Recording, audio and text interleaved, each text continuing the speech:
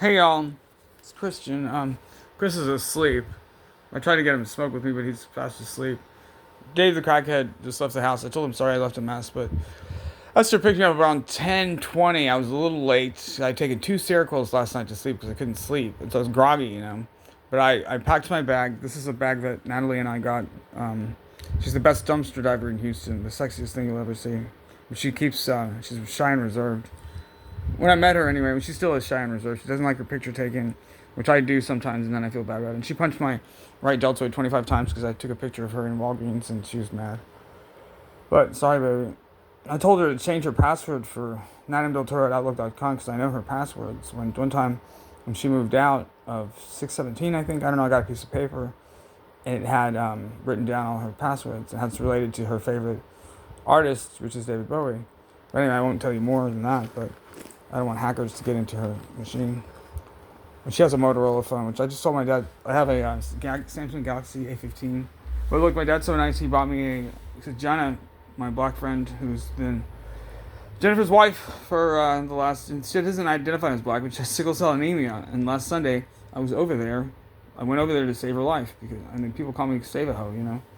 But like Larry Flint said, I love women. Anyway, and then back in the day, there was the Club International magazine, which is very explicit, but it's under, it's wrapped up in the store so boys don't look at it or whatever. But I was looking at porn when I was 10. I was sitting in Munir's room, listening to AC/DC, Back in Black, drinking a Budweiser, and looking at, Playboys and stuff, Hustlers and stuff like that. Because his older brother, Joseph El-Kadem, who has two children now that are fun, and they went to Brown and Colombia or something like that. They're brilliant people. But Munir's half Turkish and half Egyptian. He hated his dad. He called his dad butt plug. His dad was 20 years older than his mother, and I remember they lived in separate rooms and stuff like that. And that's how my parents are now. They live in separate rooms. They're not interested in each other. They just fight, and it's time for a divorce. And divorce ruins kids' lives. Like look at Kurt Cobain or a lot of examples. I should make this a kids video, so I can teach children something.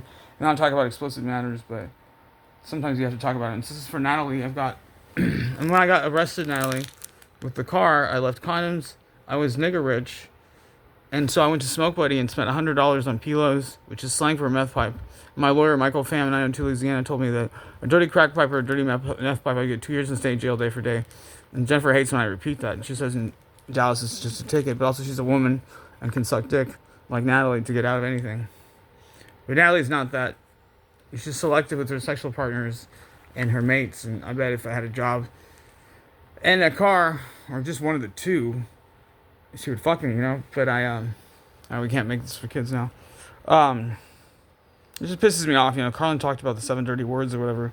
And I was once in the Starbucks. She worked at, not worked at the Starbucks, it's a drive-thru at West Gray and Shepherd.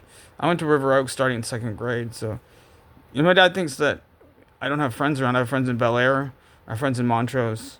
I have friends in Edo.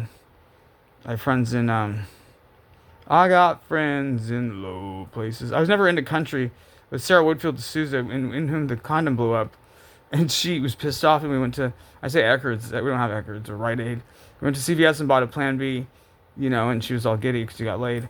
She's like, I'm not good at anal. Well, a lot of girls are, like Natalie, they love it. Eddie's, her first husband, was a coke dealer and an assassin.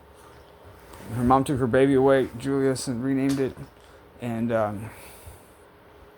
it's fucked up. But I relate with Natalie because my father was abusive and my stepmother was abusive. We think perhaps it's Greg Turetsky, who's smart, but he got caught selling weed in my park, Middle Park, and he did federal prison time. Or not, he did prison time, I know that. And so did Christopher Castaneda. He did 5 years because he beat up his stepfather because his stepfather fucked his girlfriend. And when Chris was clear of mine, he told me, like, no, he was just flirting with her or something like that. But either way, he didn't deserve to go to prison. And he talks to himself day and night. And he's a bad cigarette addict and he loves methamphetamine. I don't have to promise the house owner, the new owner, Dexter, that I'm not going to get him meth anymore. Because he'll stay up all night.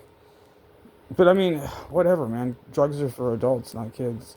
Like Robert Downey Jr., right? Black tar heroin when he was, I forget how old he was, but he did 16 months in a California prison.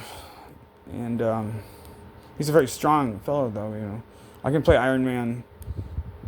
My band used to play Paranoid or War Pigs and stuff like that. But Leon told me, everyone told me I could not sing. My stepmother said I was ugly, I couldn't sing, I'd never have a wife. But Judd's friend Karen Baumgartner Devlin has 6 children, but she told Judd that I looked like Robert Downey Jr. in a bad day, and I tied that to my ego. And so I never was sure about ego or not, super ego or whatever. I read all of Freud when I was 17. But like Joyce, I read everything when I was 17. You know, my dad doesn't relate to me because I'm more intellectual and cerebral than him. He's also very intellectual, and his English vocabulary rivals mine, which is close to David Foster Wallace's. And I grew up reading encyclopedias. And the first literature I actually tried to read is at the 5th grade book fair, Moby Dick, Richard Melville Hall. And it's funny that he's a reference to him in Eminem's The Greatest White Rapper. For, you know, bar none. But Natalie made me watch 8 Mile back at the Blue House. Grandparents had 2 rental houses, the Blue House and the Yellow House at 59 in Parker. I was there during Hurricane Harvey. It was funny because when I realized, you see, Natalie is just doesn't mind if like she gets floated away on the. She's like, you know, death is part of life and nature and all that. And the last time she kidnapped me to her apartment, she started talking out loud about she committed suicide. She's Catholic. She would identify as Catholic. I'm part Buddhist, part Hindu, like Alan Watts.